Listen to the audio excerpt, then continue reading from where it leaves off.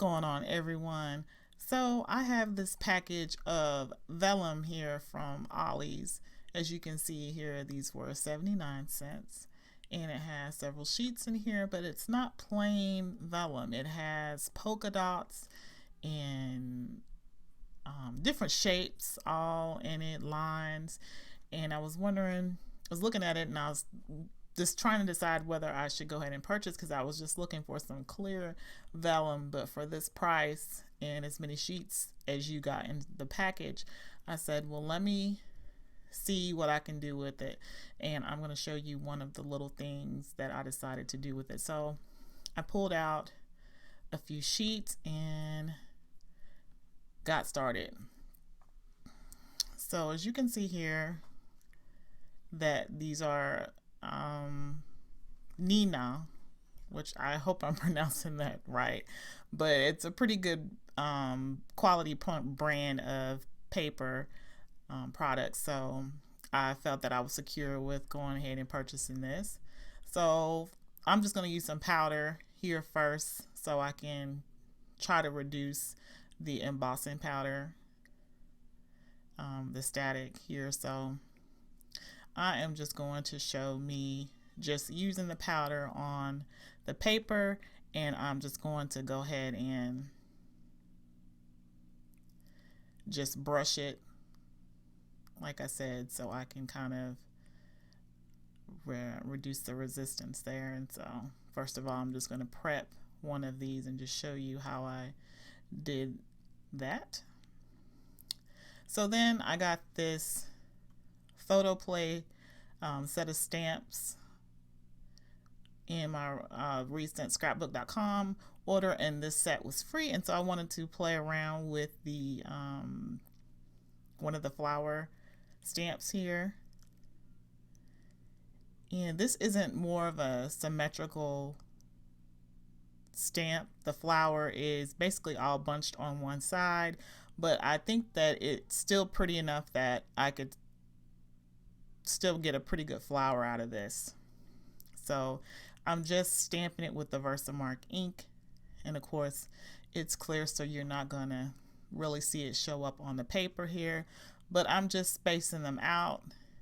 And as you can see here, I'm getting 3 on the top, and so I got about 9 or so on a sheet, and I used 1 sheet per flower. And I'm just going to basically show you how I am just layering that up. So the first thing I did was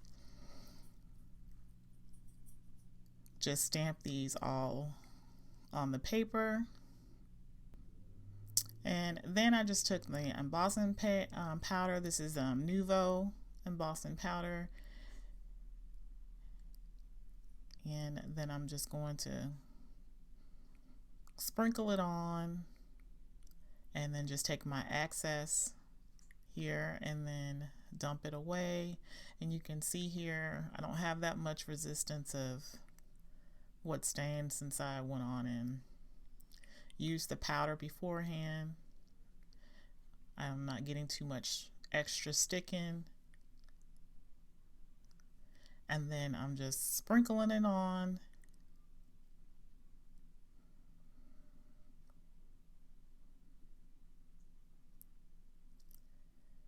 And then letting it go. And then the one in the middle there, you can see where it kind of is bunched up there, and I'm not gonna get too much of it to come off, but kind of showing you with this one that I ended up just using it actually on the bottom. I tried to shake off as much as it could, but the tip is that if you have one like that and you're doing something like this, just use it on the bottom layer. It's not going to be seen, and you can see everything. I try to get off as much as I could, but what's left there is I can just cut around there, and what's left there I can just use on the bottom layers of my flower. So here I should have zoomed in to show me going ahead and melting that down, and then just doing that carefully for each flower. And then I'm getting that nice embossed look, and there you go. Here I got them all cut out, and then I'm just going to curl them and layer them together.